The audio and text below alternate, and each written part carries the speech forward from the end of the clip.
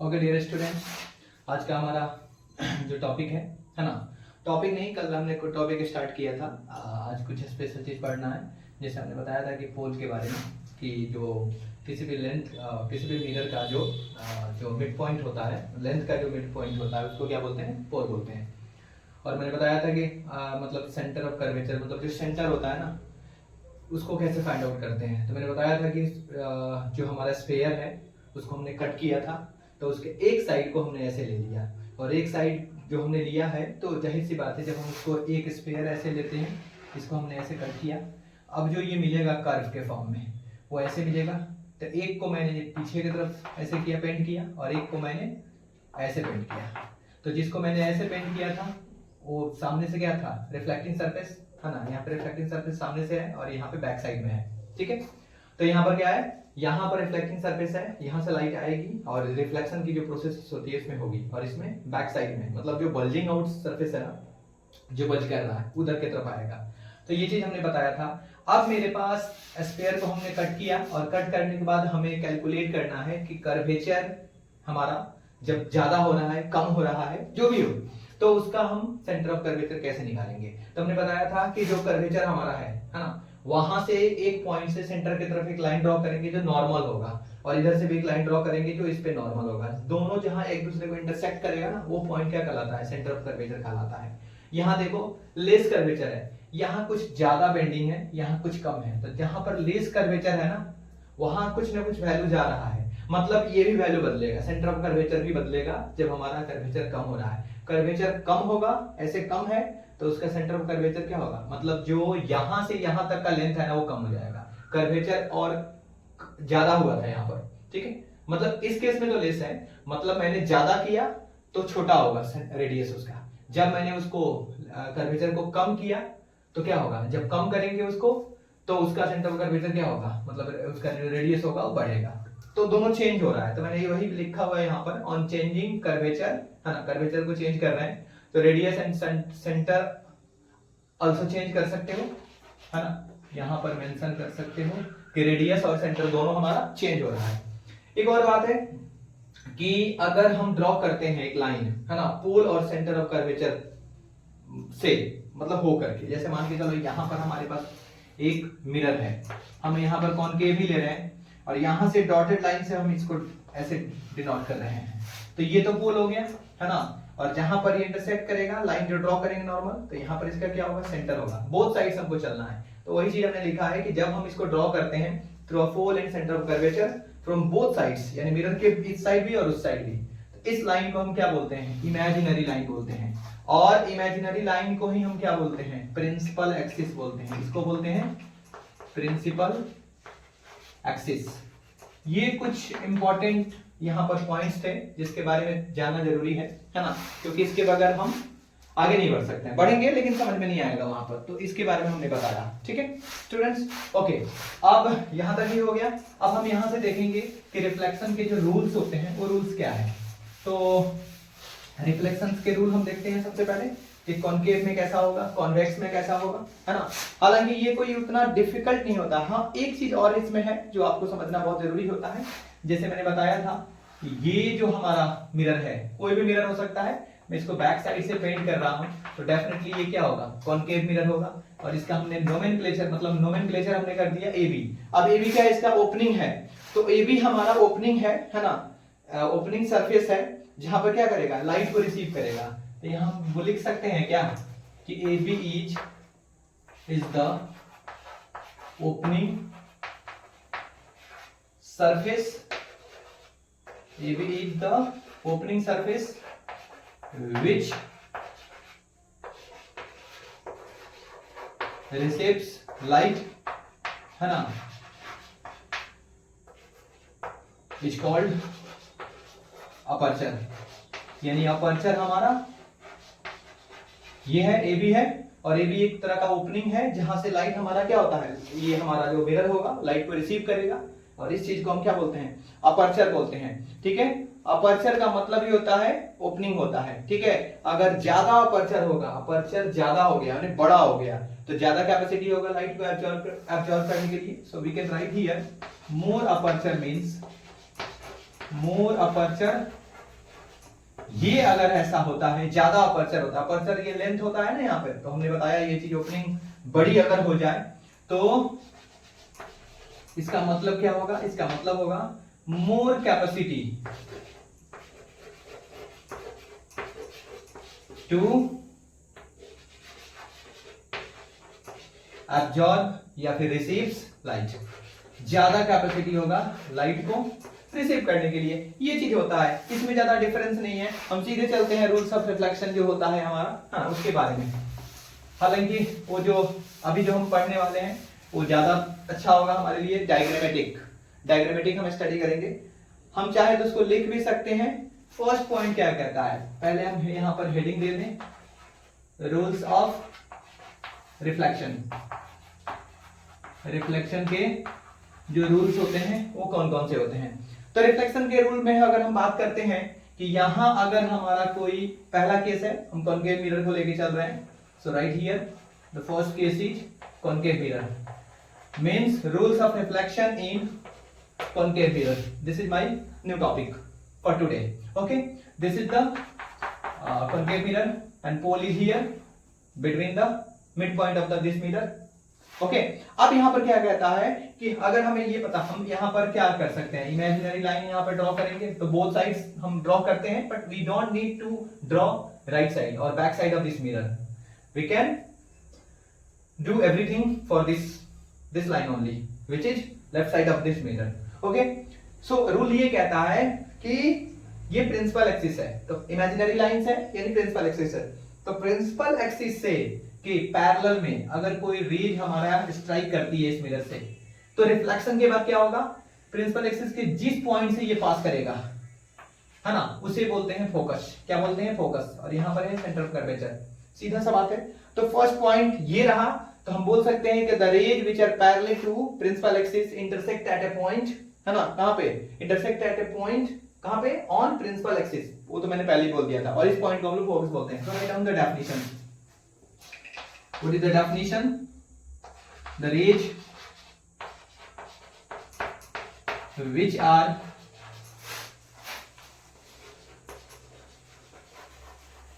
parallel to the principal axis, ये क्या है, प्रिंसिपल एक्सिस के पैरेलल है ना, और इंटरसेक्ट कर रहा है एट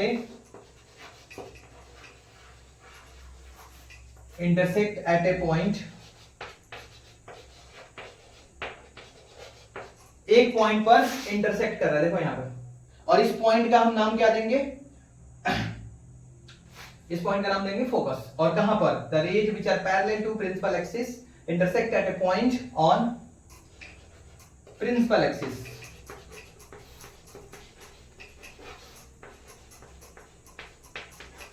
है ना, कॉल्ड फोकस। इसको क्या बोलते हैं, फोकस कहते हैं। ठीक है, अब हमारा ये तो मतलब फर्स्ट वाला हमने मतलब सेंटेंस में मैंने लिख दिया, सेकंड वाला हम नहीं लिखेंगे, वो आपको समझना होगा। ठीक है, चीजें मैं बता दूंगा कि इसका रूल्स क्या क्या होता है। अब यहां पर देखो, अगर मैं दूसरे रूल्स की बात करूं, ग्रीन पे ग्रीन, आई थिंक विजिबल होगा, विजिबल होना चाहिए। अगर ये मेरा कोई कॉनकेव मिरर है, ये रूल कहता है, सेकंड रूल कहता है यहाँ पर पोल है ना, तो एक बात याद रखना, अगर मैंने बोला कि प्रिंसिपल एक्सिस के पैरेलल में कोई लाइन ड्रॉ कर रहा हूं, है ना, तो इंटरसेक्टिंग के बाद मतलब रिफ्लेक्शन के बाद प्रिंसिपल एक्सिस के एक पॉइंट से पास करती है, उस पॉइंट को क्या बोलते हैं, फोकस बोलते हैं। अब इसका जस्ट अपोजिट हो जाएगा कि अगर मेरा लाइन फोकस से ही पास हो, इधर है सेंटर ऑफ कर्वेचर, इधर है, और ये फोकस से पास करता है ना, तो स्ट्राइक के बाद, आई मीन रिफ्लेक्शन के बाद ये क्या करेगा, पैरेलल हो जाएगा इसके। उसी तरह से हम दूसरा भी बना सकते हैं यहां पर कि अगर कोई लाइन हमारा यहां से फोकस से पास कर रहा है, after reflection this will pass, है ना, this will pass like that which is parallel to the principal axis. So इसके जस्ट अपोजिट में है ना। अब तीसरा रूल इसका थर्ड रूल क्या होगा, उसको भी हम देख लेते हैं। आई थिंक ये तो अब तो हो ही गया होगा, आप लोग समझ गए होंगे। अब देखो अब थर्ड रूल इसका क्या कहता है, कॉनकेव मिरर का। कॉनकेव मिरर का तीसरा जो रूल है, हालांकि 12th स्टैंडर्ड में इसको बताने की जरूरत नहीं है, बट कुछ स्टूडेंट्स होते हैं जिनको नहीं पता होता है, उनके लिए भी सही है। एंड थर्ड रूल क्या कहता है कि अगर मेरे पास यहाँ कॉन्केव मिरर है ना, अब ये कॉन्केव मिरर है, तो अगर मैंने सेंटर ऑफ कर्वेचर से ही लाइन को पास कराया, सेंटर ऑफ कर्वेचर से, ये थोड़ा सा अपर्चर इसका बढ़ेगा, तो ये कहता है कि सेम रास्ता को क्या करेगा, जिस रास्ते से ये आएगा उसी रास्ते को रिट्रेस करता है, ये रूल होता है। ठीक है।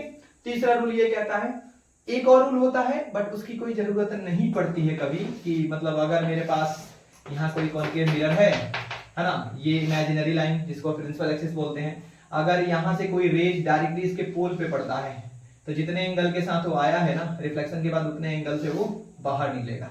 सो these are the rules of concave mirror. अब ये कॉन्केव मिरर का ये रूल होता है, ठीक है। इसके बारे में हमें थोड़ा सा अब इस बेसिस पर इसका हेल्प लेके इन सब रूल्स को मतलब फॉलो करते हुए हमें प्रिंसिपल एक्सिस के डिफरेंट पोजीशंस पे ऑब्जेक्ट को रखना है, and we have to calculate the nature of the image and position of the image, and this is very important, है ना। This will help you at the time of solving the numerical problems. So हम करते हैं इसको भी।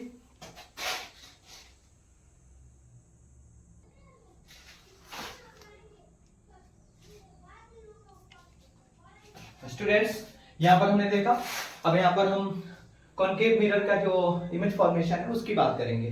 तो सबसे पहले तो हमने ऑब्जेक्ट को कहां रखा, इन्फिनिटी पे रखा। तो इन्फिनिटी पे रखा तो यहां पर तो क्या होगा, यहां पर आफ्टर रिफ्लेक्शन क्या होगा, जो पैरेलल है ये फोकस पे पास करेगा। अब इसके नेचर्स क्या क्या होते हैं, दोनों जो इमेज हमारा फॉर्म्ड हुआ है यहाँ पर, इसका नेचर कैसा होगा। तो सबसे पहले ये देखना है कि एक्चुअली में दोनों इंटरसेक्ट कर रहा है तो रियल होगा, सीधी सी बात है। और रियल जब होता है तो इन्वर्टेड भी होता है, जो हमारा इमेज मिलता है वो कैसा मिलता है, इन्वर्टेड मिलता है। और हमारा इमेज मतलब हमने ऑब्जेक्ट को कहां रखा हुआ है, देखो तो वहां पर इन्फिनिटी पे है, इन्फिनिटी पे है, और ये हमारा कैसा मिल रहा है, फोकस पे मिल रहा है। तो ये भी लिखना होगा यहाँ पर कि जो हमारा, आप देखो यहाँ पर फोकस पे दोनों इंटरसेक्ट कर रहा है और पॉइंट साइड में मिल रहा है, तो एट फोकस, यानी इमेज हमारा जो फॉर्म्ड होगा वो कहां पे फॉर्म्ड हो रहा है, एक तो रियल इन्वर्टेड, इन्वर्टेड का मतलब आप समझ ही रहे हो, लेफ्ट हमारा राइट चला जाता है, राइट हमारा लेफ्ट चला जाता है, ये चीज हो रहा है। जो साइज है इमेज का जो साइज होगा वो कैसा होगा, पॉइंट साइज है, पॉइंट साइज में इमेज हमारा फॉर्म्ड हो रहा है। और ओरिएंटेशन इसका जो होगा वो भी कैसा होगा, वो भी हमारा पॉइंट साइज में होगा। ओरिएंटेशन का मतलब ये समझ लो, देखो यहाँ पर कैसा है, ठीक है। ओरिएंटेशन का मतलब रेज कहां से आ रही है, बहुत दूर से आ रही है, तो क्या मतलब ओरिएंटेशन इसका मैं बोला, ये रेज कहां से आ रही है, बहुत दूर से आ रही है। लेकिन हमारा जो इमेज बनेगा वो कैसा बन रहा है, इमेज पॉइंट साइज में बन रहा है, रियल बन रहा है, वो चीज हमने मेंशन कर लिया। तो इसको चाहो तो तुम 4 पॉइंट में बना सकते हो, रियल, एक रियल हो सकता है, दूसरा इन्वर्टेड हो सकता है, तीसरा पॉइंट साइज हो सकता है, चौथा हमारा एट फोकस हो सकता है। अब हमने जो हमारा ऑब्जेक्ट है, मतलब ऑब्जेक्ट हमारा इन्फिनिटी पे था, अब इन्फिनिटी और सी के बीच में रखा, तो इसको बियॉन्ड सी बोल सकते हो, या फिर इसको एक और चीज बोल ही सकते हो, चलो बोल दो बिटवीन, है ना, सी एंड इन्फिनिटी। या तो बियॉन्ड सी बोलो या तो बिटवीन सी एंड एफ बोलो, सी एंड इन्फिनिटी बोलो। तो सी के बियॉन्ड में हमने रखा, इन्फिनिटी कहीं दूर है, ऑब्जेक्ट को यहां रखा। यहां देखो ये प्रिंसिपल एक्सिस के पैरेलल में रेज जा रही है ना, रिफ्लेक्शन के बाद क्या हो रहा है, फोकस से पास कर रही है, ये फोकस वाला पॉइंट हो गया जो हमारा इस कलर में है ना, फोकस से पास कर रही है। एक रेज को हमने फोकस से भेजा, इंटरसेक्शन इसका यहां पे हो रहा है, तो बी का जो बी से जो रेज हमारी बी से भी तो जा रही है ना, यहां से अगर भेजोगे ना तो जिस रास्ते से जाएगा उसी रास्ते से वापस आएगा। तो बी का क्या बन रहा है, बी डैश बन रहा है। तो इसमें से एक हमारा बी का बी डैश बन गया, तो दूसरा जो इंटरसेक्शन हो रहा है वो क्या बनेगा, ए डैश बनेगा, तो वहां पर हमने ए डैश रखा। अभी यहां पर क्या हो रहा है, इसका जो नेचर आप देखोगे, नेचर ऑफ दिस इमेज, तो इसका नेचर अगर आप निकालते हो तो फर्स्ट पॉइंट तो सेम होगा, ये क्योंकि ये हमारा कॉन्केव है ना, एक्चुअली में इंटरसेक्शन यहां भी हो रहा है, इन रियल हो गया और इन्वर्टेड हो गया, रियल इन्वर्टेड होगा। सेकंड पॉइंट अगर बात करते हो कहां पे मिल रहा है, तो बिटवीन सी एंड एफ पे मिल रहा है, मतलब सी और एफ के बीच में मिल रहा है। अब बात करते हो कैसा मिल रहा है, तो एक बात याद रखना, हालांकि ये साइज में थोड़ा सा मतलब इससे छोटा ही है ना, तो जब छोटा बन रहा है ना तो एक्चुअली में हम उसको क्या बोल सकते हैं, डिमिनिश्ड बोल सकते हैं। ये कैसा है, डिमिनिश्ड। इसमें हालांकि ऐसा आया है, लेकिन एक्चुअली में बनाओगे ना तो इससे भी छोटा बनेगा। ऑब्जेक्ट के साइज के ऊपर डिपेंड करता है वो किस तरह से बन रहा है। तो ये हमारा रियल हो गया, इन्वर्टेड हो गया, डिमिनिश्ड हो गया, बिटवीन सी एंड एफ हो गया। अब इसके बाद हम लोग देखते हैं, अब इसी पे हम एक और चीज ले लेते हैं साइड में, है ना, हम उसको ड्रॉ करते हैं। ड्रॉ करने के बाद हम इमेज का फॉर्मेशन आपको दिखा देते हैं कि कैसे कैसे बनना है। तीसरा केस जो हमारा होगा, है ना, तीसरा केस कैसा हो सकता है, यहीं पर देख लो आप। जो थर्ड केस होगा हम उसके बारे में बात कर रहे हैं। तो ये जो लोकेटेड है ना यहाँ पर, उसको हम इरेज कर दिए, है ना, एट सी। अब सी के ऊपर अगर हमने ऑब्जेक्ट को रखा, then what will be the nature of the image which is formed. Okay, this is the pole. आप पोल मेंशन कर लेना, ये मत समझना कि सर ने पोल नहीं दिया है तो पोल नहीं है, एक्चुअली है वो पोल। पोल की कोई जरूरत नहीं पड़ती है यहाँ पे। अगर हमने ऑब्जेक्ट को यहाँ पे रखा, ओके, तो देन व्हाट विल हैपन, एक रेज तो ऐसे ही जाएगी और पास करेगी ऐसे, तो ये ऐसे यूं गई, यूं आई, है ना, यहाँ पर फोकस है, और एक रेज को हम यहीं से भेज रहे हैं, है ना।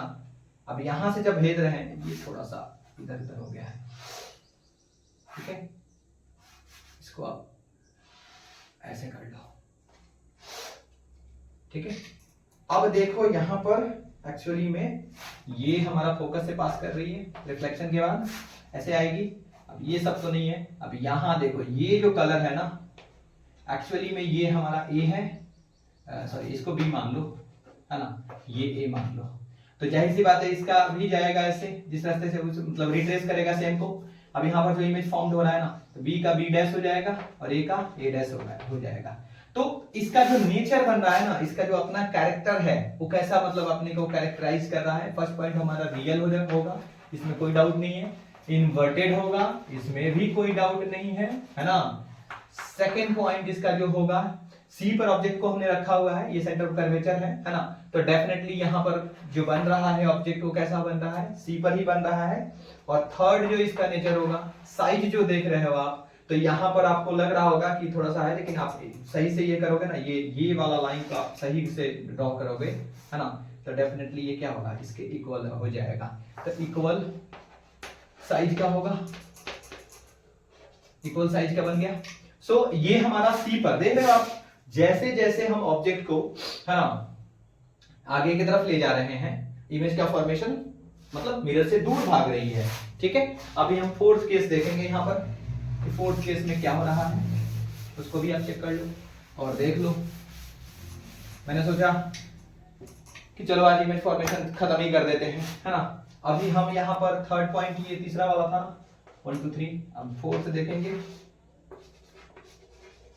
When an object is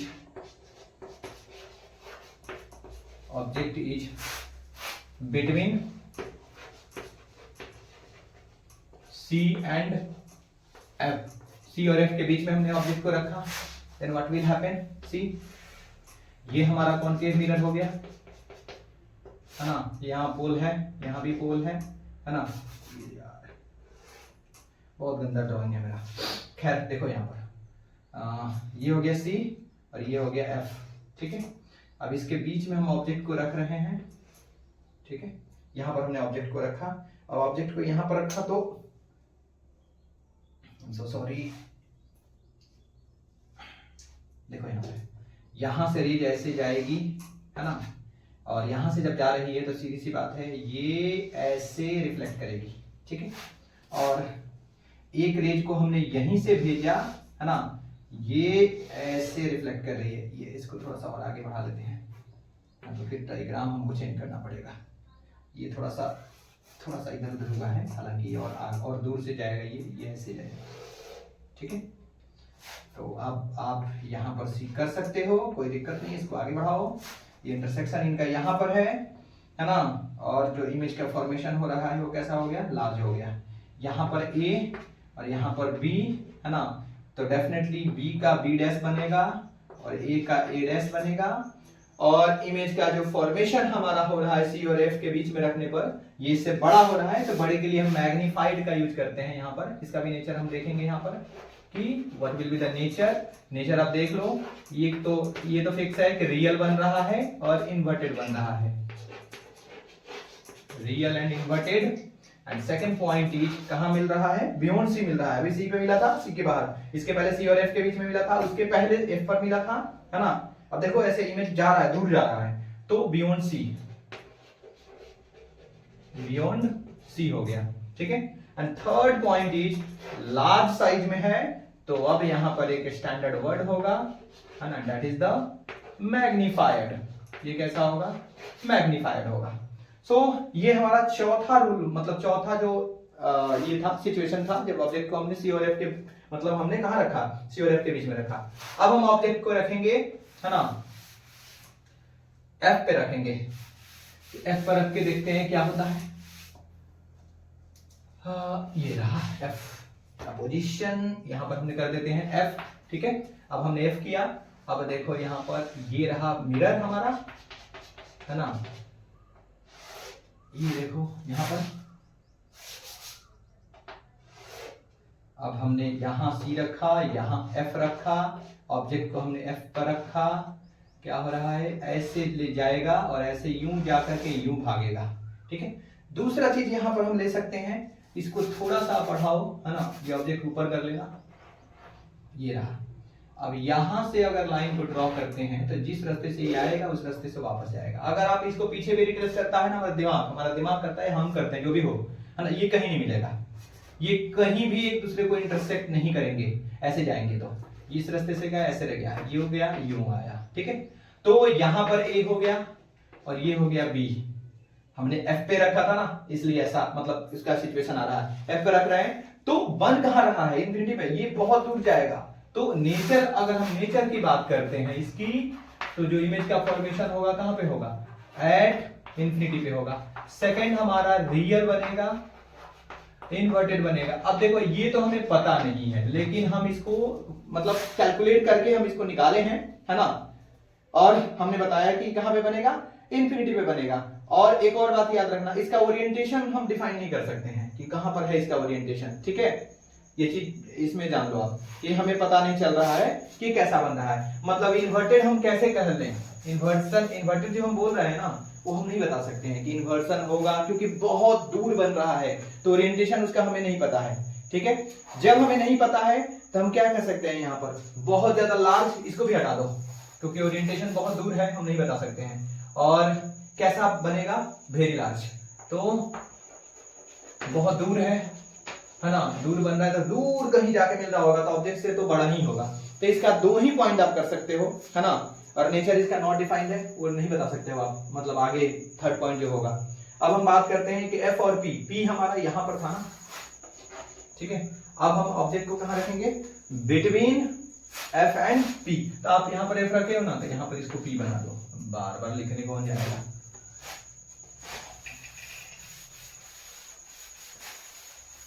ठीक है, एक लास्ट है हमारा, और लास्ट के लिए हम कहते हैं ना, बी बाइगॉन्स वाला जो है, अंग्रेजी में जो कहावते हैं, लेट बाइगॉन्स बी बाइगॉन्स, अंत भला तो सब भला।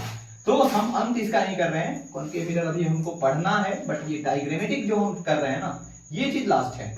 यहां पर हो गया एफ, यहां पर हो गया सी, और ये रहा एफ का पोजीशन, और यहां से एक रेज हम भेज रहे हैं, है ना, यहां से एक रेज हम इसको भेज रहे हैं, जिस रास्ते से आएगा उसी रास्ते से वापस जाएगा। लेकिन अगर जब हम इसके पैरेलली भेज रहे हैं, यहां पर पैरेलली, ये कहीं भी जाएगा, कमबख्त ये इससे कहीं इंटरसेक्ट ही नहीं करता है, कहीं पे इसकी मुलाकात नहीं होती है। हमारा ब्रेन इसको पीछे की तरफ रिट्रेस करता है, रिट्रेस करने पर देखता है कि यहाँ पर ये, इसको पता चलता है यहाँ से देखने पर कि ये यहाँ पर मिल रहा है। तो यहाँ देखो, ये मिला ए, ये मिला बी, इसका जो बना ए डैश और ये बना बी डैश। अब इसका नेचर देख लो, तो जाहिर सी बात है बिहाइंड द मिरर मिल रहा है।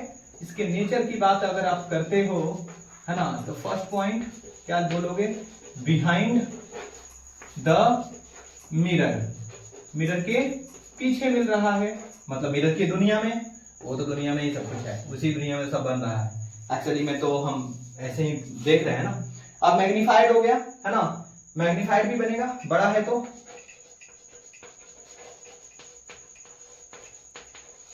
और यहां पर एक्चुअली में नहीं मिल रहा है, तो हमारा कैसा होगा? इरेक्ट होगा,